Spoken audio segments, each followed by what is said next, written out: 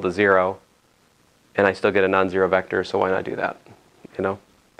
So my generalized eigenvector order 2 is just 0, 1. And so when I calculate the matrix exponential times that by our general magic formula, it's not really magic, I explained it to you, right? But anyway, that simplifies to this, and there's your general solution, which has also things like t e to the t in it, right? These are coming from the matrix exponential.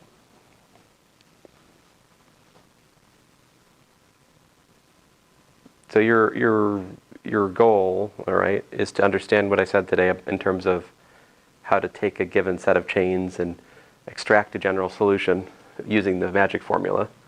I do want you to try to understand that.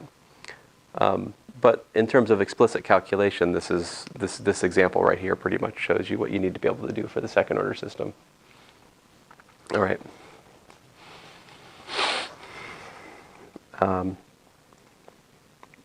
And I have some examples that are a little bit harder. So basically, I returned to the examples where we didn't find the full solution earlier. Like this one, we found 2 solutions for eigenvectors, but we were missing the third one. So the thing that was missing was the generalized Eigen Solution, which is coming from, so put a minus 2i is this, and I set it equal to this. What's that? Well, that was the eigenvector we found with eigenvalue 2. 1, 0, minus 1, so I put the eigenvector there. So I'm basically solving a minus lambda I u2 equal to u1. I'm just solving the chain condition explicitly. The cool thing about the chain condition is when you actually do these problems, you never actually have to square it. Like even though we're finding something that solves a minus lambda I squared u2 equal to 0, the linear algebra I do just involves a minus lambda I. Just instead of being a homogeneous equation, now it's an inhomogeneous equation. And anyway, I get this matrix. And so to be lazy, I just put u equal to 0. It still gives me a non-zero vector, which works, right? In fact, u not being 0, you see what's happening here is you're just picking up a copy of the eigenvector in the generalized eigenvector. See that? So like that's the eigenvector. The ambiguity here is adding a scalar multiple of the eigenvector to the generalized eigenvector. That can happen. But anyway, to make life easy, set u equal to 0. There's my generalized, excuse me, that should be u2. u2. I think u2. u2. That is a typo. That is supposed to be u2. I want my money back. Sorry. So here's our Eigen Solutions, and then e to the ta times u3. And now it's u3? u3. I guess I already called u2 this thing. So that was the eigenvalue 3 solution. Anyway, so u3, 0, 1, 0. Use the magic formula, e to the ta times u3, e to the 2t, u3 plus tu1. Because we made a minus 2i times u3 equal to u1. So that's why that's a u1. And so there you go. That's the general solution to this third order problem. I don't actually expect you to be able to do this kind of linear algebra on the test. Maybe in a homework, but not on the test. All right?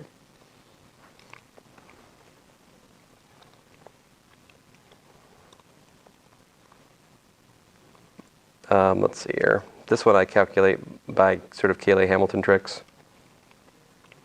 And I should probably, let me see here if I can go on. Here's a complex one. If you have a 6 by 6 matrix, man, u1, u2, and u3.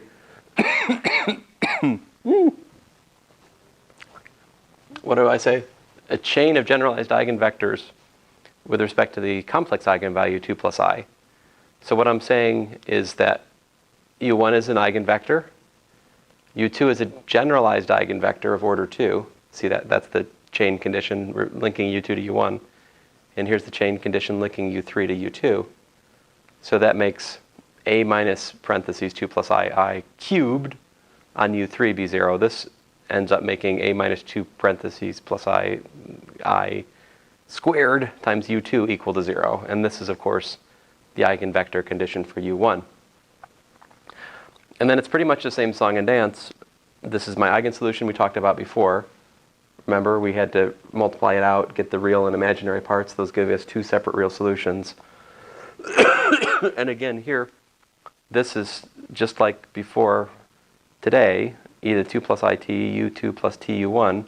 It's just now that U2 and U1 and U3 are complex vectors. So you can break them up into like an A1 plus IB1, A2 plus IB2, A3 plus IB3, and you just have to rip it apart and look at the real and imaginary parts.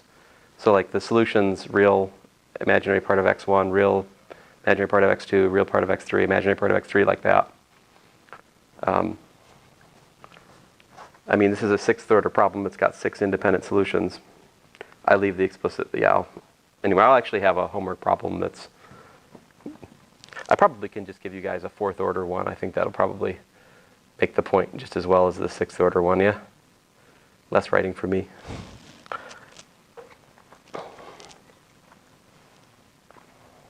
All right, so that's a case. This is just a cute example of how to use the Cayley-Hamilton theorem to calculate the matrix exponential in this case. And let's see here.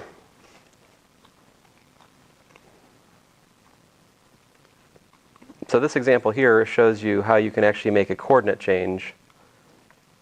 So we start with this differential equation. I mean, this is sort of a bonus example. I don't really expect you guys to be able to understand. I mean, I don't expect you to be able to work through this because it really involves the nuts and bolts of linear algebra.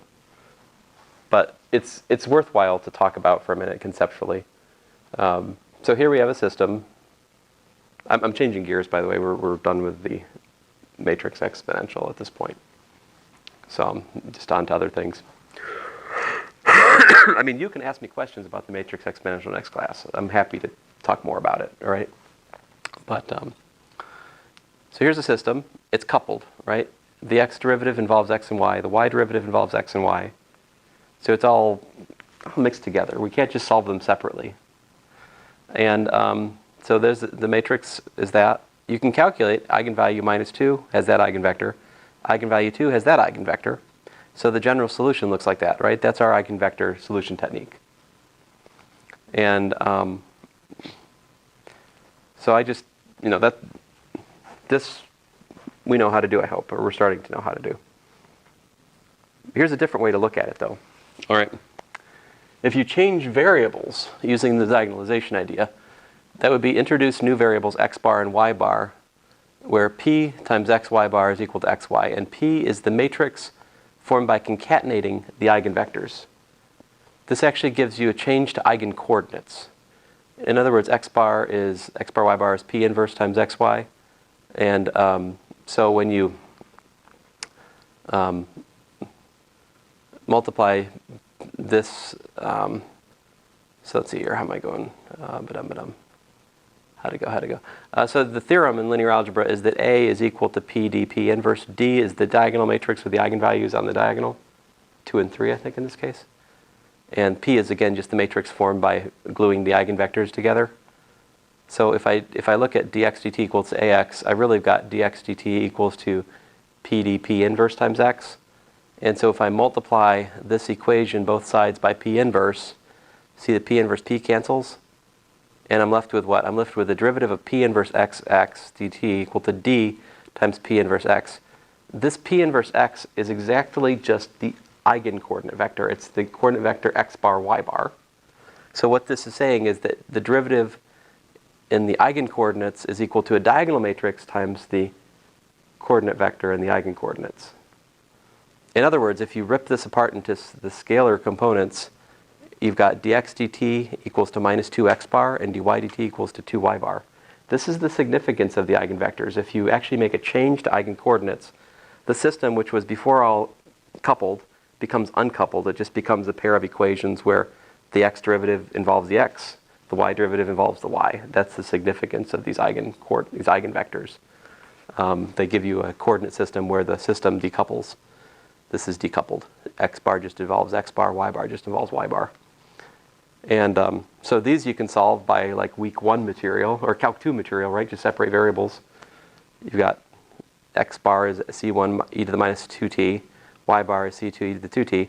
And then to get back to the original system, you have to change coordinates back. And when you change coordinates back, you get this, which was the solution we found by the eigenvector technique. So why don't I teach to change coordinates in here? Do you see why? I mean, geometrically, it's very satisfying. It gives you some deeper sense of what we're doing. But as a calculational method, it's horrible, right? I mean, it's just a mess. But it does give us some better understanding of what we're doing. And here's a picture, again, of the solution set. These are just solutions. The blue are just solutions. These are places I clicked in MATLAB. This is MATLAB's p-plane function. So p-plane, you can set it up a system of differential equations. It'll draw the direction field for it, right? And then you just click, click, click, click, click, click, and wherever you click, it'll numerically generate the solution through there. And then you can actually see here, these are the eigendirections. And so you see how the solutions sort of flow around those and kind of get dragged into them and so forth as time goes on. The origin here is what's called what is it? It's not a stable equilibrium, it's an unstable equilibrium, you see, because you're approaching it this way, right? You're approaching it that way, but you're going away from it this way, and you're going away from it that way. So it's a saddle, basically. If you think about having a solution that starts here and you give it a little nudge, you don't know which way it's going to go. It might flow way off, it might just come right back. So it's a saddle point. All right, well,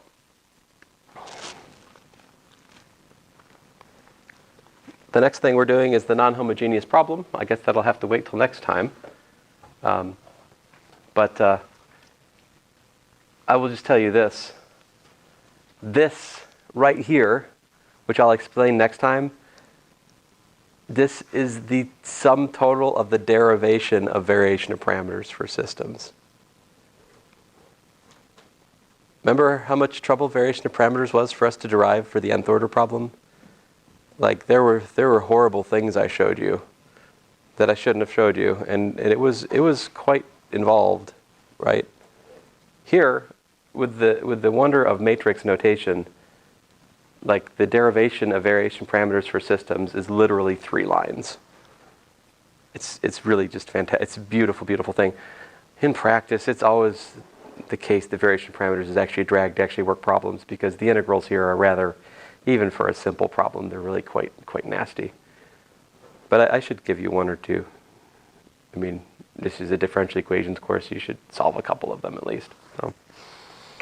But anyway, it's a funny thing. Conceptually, it's really easy to understand, but the details are kind of beastly here. For example, yeah, I mean it's not that bad, but it's just you get matrices of functions, and you got to integrate it, and then multiply it by another thing, and I don't know. It's just a little. I mean, there it is. So and then Laplace transforms. So anyway, I will hopefully be on Laplace transforms, I think, next time. I'm trying to remember what you guys have in terms of tests. When's our next? Why did I put this away? I could have told you. I owe you guys another homework, right? You need a homework on systems of differential equations and so forth. So hopefully I'll put that together in the next day or two and get that to you. Sorry, I'm trying to find the syllabus.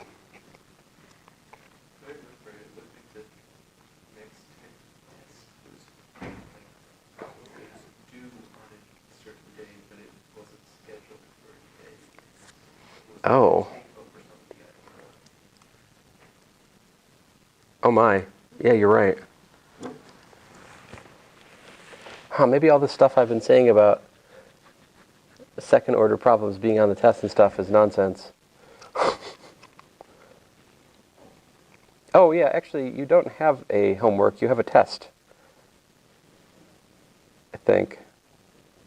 Well, no. Huh. We've done mission 6, but not mission 7. But in practice, we have done mission 7 because you've done Cauchy-Euler and singular points. So yeah, there will be a take-home test here pretty soon on series and energy analysis, is what I say here.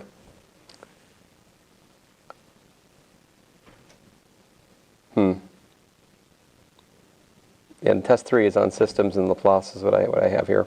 All right, well, I'll think about it and I'll email you guys, okay? I'm probably going to change it a little bit. So, test 2 is allegedly due on the 8th of November. So, is that right? Make it the 9th, it'd be rather nice, we have a whole day to work on it.